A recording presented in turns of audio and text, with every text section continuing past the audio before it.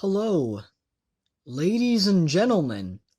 So, I know I kind of got the camera focusing on me here. It's not really far back, how I normally have it.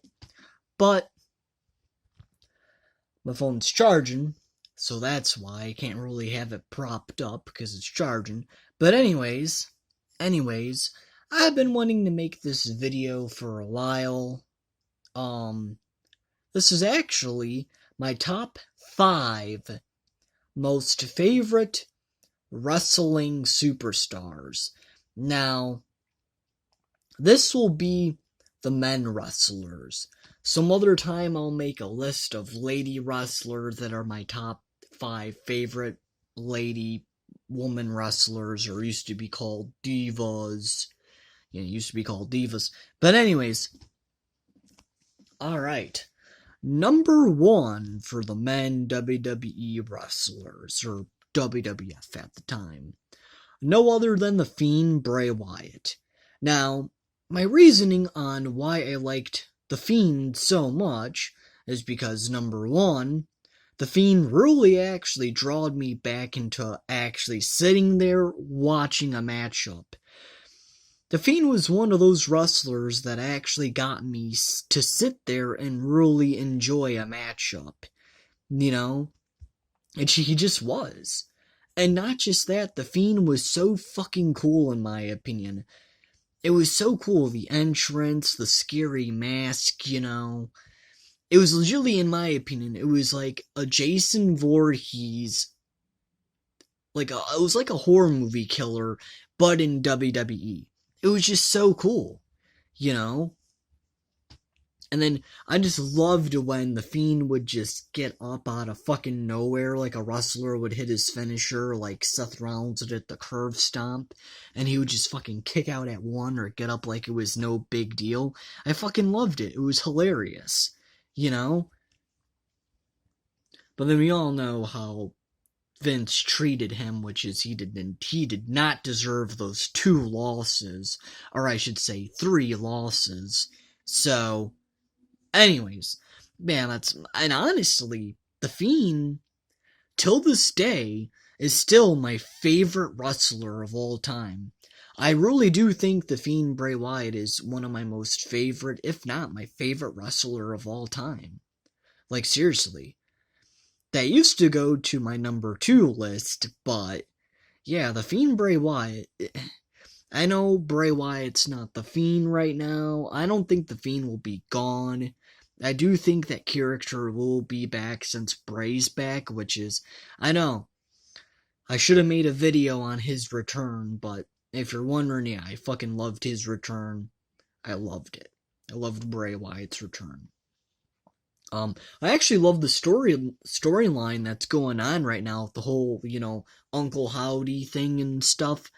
I love that as well. But, it's just how The Fiend was. It was so fucking cool just seeing him come out and just fuck someone up, or, hit the Minimum Claw on, like Seth Rollins, or, Mankind, or whoever, So, he was just a neat-ass fucking character, and it just sucked how they ended up doing with him. Now, my number 2 spot, the Phenom, The Undertaker. Let me tell you, I was such a fucking Undertaker mark.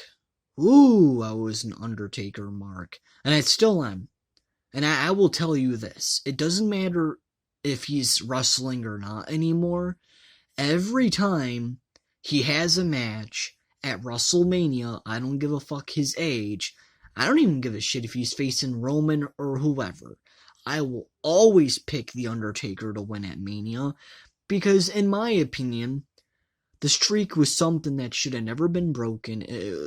I will fucking talk about the streak 24/7. Yes, The Undertaker, one of the best fucking wrestlers, one of the best cinematic boogeyman, I guess, scary wrestlers, one of the best, that's up there with The Fiend. It was just so cool seeing him come out and, and just have feuds with Edge, Batista, Randy Orton, it was just so neat.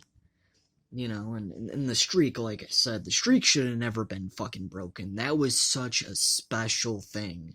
The streak should have never been fucking broken. It was too special.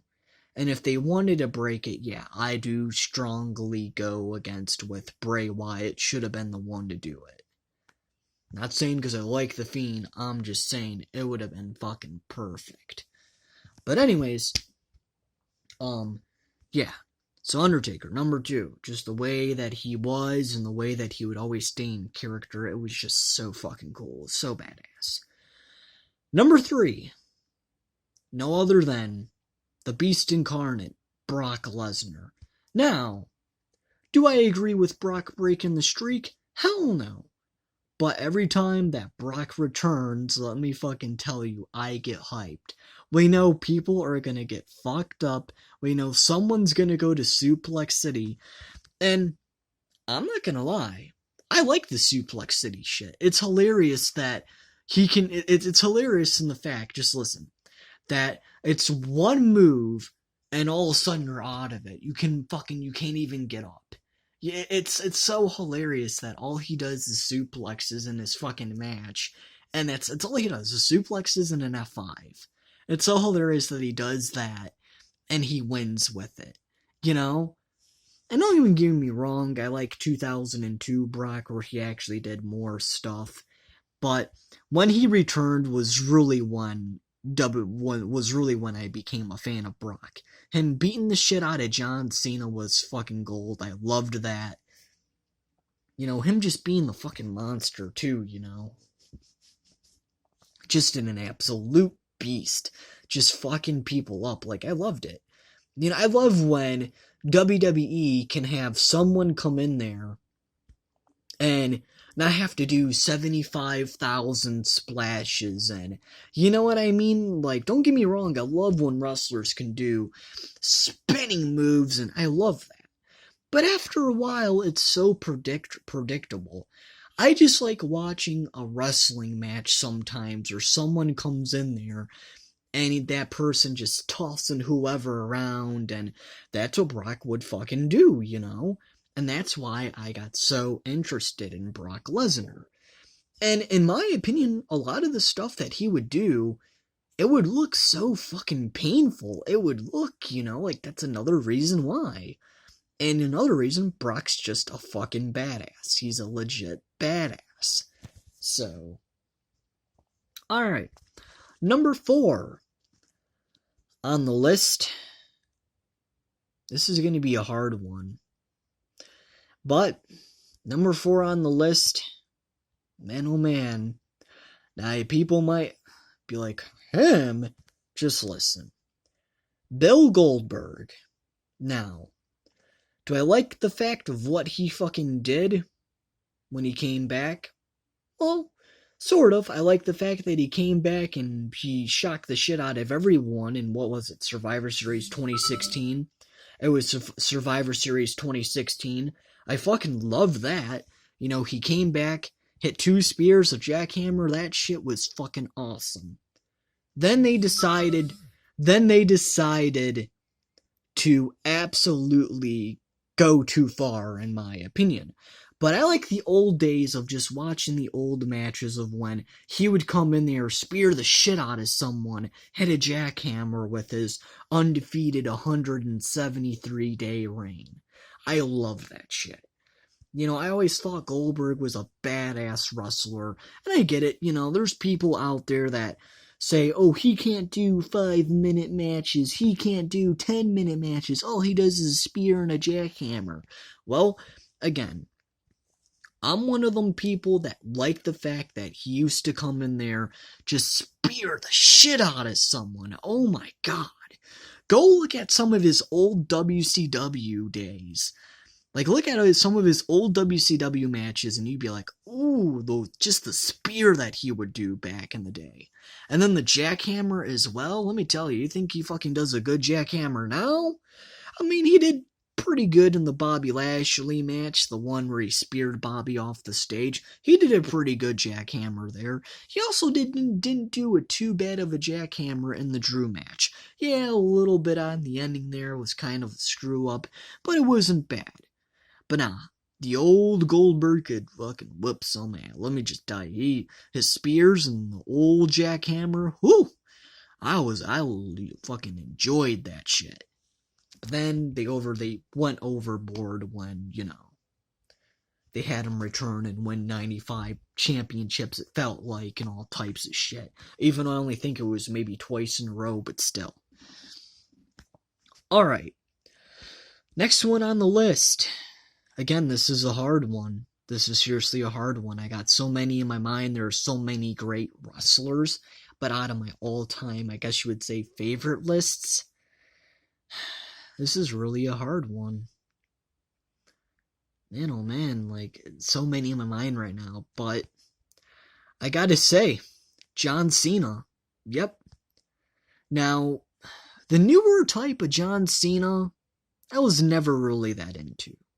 But the old John Cena, the thugonomics, I don't give a crap John Cena, ruthless aggression, that John Cena I loved when he would come out and just be cocky as shit, and it was fucking amazing. He would just come out, be cocky as shit, and just, he wouldn't give a fuck. He would have the little chain, and, it was amazing, And that John Cena I love. Now, I grew up with more of the John Cena, the hustle, loyalty, respect John Cena. I grew up with that one. But a lot of the other John Cena matches I would actually watch, believe it or not, was in his ruthless aggression days. And I always just got attached more to his ruthless aggression days. Like I said, it was just so badass, him just coming out there, didn't give a fuck, would, spit fucking bars on the other wrestlers, and it was hilarious. So, and don't get me wrong, the newer John Cena, the hustle, loyalty, respect John Cena, has some 5 fucking star matches, let me tell you. He's still damn good at it. But I always like the old John Cena more, Not saying the new one sucks, don't get me wrong, motherfucking can spit a promo still, but, yeah, so anyways, that's my favorite wrestlers, I guess. I have many more, but those are my top favorites. The Fiend, The Undertaker, Lesnar, old-time Goldberg, and then the old thugonomics John Cena. There we go. That's my favorite, so... And I guess I'll throw in a number 6 here. Now, did I really care much about him in 2016, 2015, 2017? No. But I gotta say, what he is doing as a tribal chief, congratulations, let me tell you. I love the tribal chief gimmick, don't get me wrong. Acknowledge him. Acknowledge Roman Reigns. Seriously, your tribal chief. Because you know why? When he's no longer the tribal chief, and I'm going to say this because it's the truth. When he's no longer the tribal chief and he loses those belts, someday, it's going to suck. So, the tribal chief gimmick is perfect right now. Anyways, like, comment, subscribe, and I'm out of here, and I keep getting fucking messages. See you people later.